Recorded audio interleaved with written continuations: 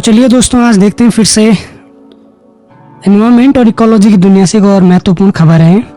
Amazon rain forest trees getting bigger, यानी Amazon जो rain forest है, अमेज़न वर्षा one है, वहाँ के जो पेड़ हैं जिसको लंग्स ऑफ द प्लेनेट कहा जाता है, लंग्स ऑफ द अर्थ कहा जाता है, वो पेड़ बड़े हो रहे हैं। ऐसा एक नई स्टडी में पाया गया है। अब एक नई स्टडी हुई जिसमें पता चला है कि अमेज़न के जो रेन फॉरेस्ट है उनके पेड़ों का जो साइज है, यानी पेड़ों की जो लंबाई वो बढ़ रही है। The average size trees in the Amazon rain forest has been steadily increasing due to the rising level of CO2। किस वजह से बढ़ रही है? CO2 के राइजिंग लेवल की वजह से, यानी जैसे एटमॉस्फेयर में कार्बन डाइऑक्साइड की मात्रा बढ़ रही है, तो इस कार्बन डाइऑक्साइड की मात्रा बढ़ने के कारण अमेज़न रेन फॉरेस्ट की जो लंबाई है वो बढ़ रही है। ऐसा एक नई स्टडी में पाया गया है। The trees are increasing in size more than 3% every 10 years, यानी हर 10 साल में 3% से ज़्यादा, करीब 3.3% के आसपास उनका जो एवरेज साइज है वो बढ़ रहा है। अमेज़न रेन फॉरेस्ट के जो पेड़ है उनका साइज। स्टडी का नाम है increasing tree size across Amazonia. इस नाम से एक स्टडी हुई है जो कि नेचर प्लेनेट नाम के जर्नल में पब्लिश हुई। इस स्टडी से यह पाया गया है कि वातावरण में, यानी एटमॉस्फेयर में कार्बन डाइऑक्साइड की मात्रा बढ़ने की वजह से जो पेड़ों का साइज है, अमेज़न रेन फॉरेस्ट के पेड़ों का साइज वो बढ़ रहा है। It was carried out by a team of around 100 scientist from the 60 universities. लगभग 60 यूनिवर्सिटी के 100 से ज़्यादा वैज्ञानिकों ने इस पर काम किया, इस स्टडी पर काम किया, और अमेज़न रेन फॉरेस्ट के जो पेड़ थे उनकी जो एवरेज ग्रोथ थी उसके बारे में उन्होंने स्टडी की। तो ये जो रिजल्ट है ये आया है उनके सामने। The rise of CO2 level can benefit tree growth because phenomenon known as carbon fertilisation effect. इस फिनोमिनन का नाम क्या है? कार्बन फर्टिलाइजेशन इफेक्ट, जिसकी वजह से CO2 के लेवल में बढ़ने के कारण जो पेड़ों की ग्रोथ है वो भी बढ़ रही है। इस जो फिनोमिनन है इसको बोला गया है carbon fertilisation effect. More CO2 in atmosphere increase the rate of photosynthesis. अब ऐसा क्यों हो रहा है, इसके पीछे का कारण क्या है? तो इसके पीछे का कारण है कि वातावरण में अगर CO2 बढ़ रही है, जैसे हम जानते हैं कि CO2 क्या एक बहुत इंपॉर्टेंट कंपोनेंट है फोटोसिंथेसिस प्रक्रिया का, यानी प्रकाश संश्लेषण की प्रक्रिया में कार्बन डाइऑक्साइड महत्वपूर्ण भूमिका निभाता है। CO2 की सहायता से फोटोसिंथेसिस की प्रोसेस होती है, तब जो है फूड का निर्माण करते हैं पेड़।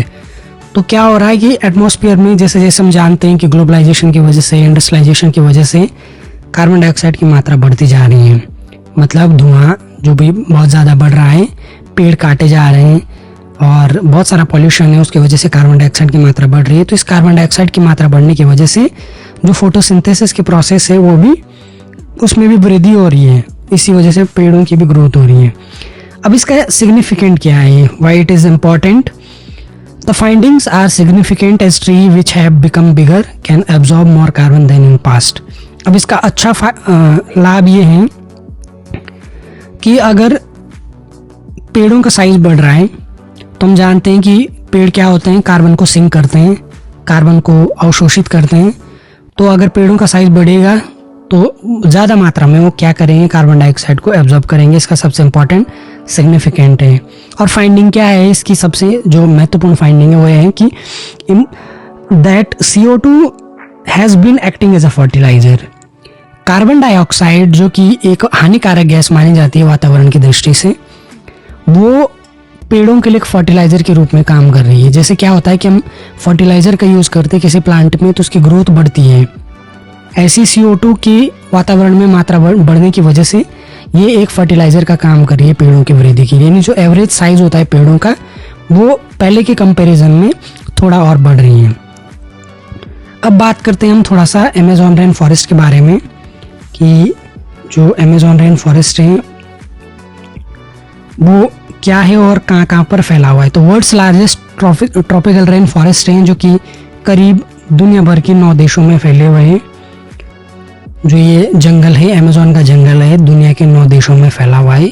दुनिया के कौन से? साउथ अमेरिका की, दक्षिण अमेरिका के 9 देश हैं, जिसमें आप देख सकते हैं ब्राज़ील है, पेरू है, कोलंबिया है, बोलिविया है, इक्वाडोर है और फ्रेंच गुयाना है, गुयाना, सूरीनाम और वेनेजुएला।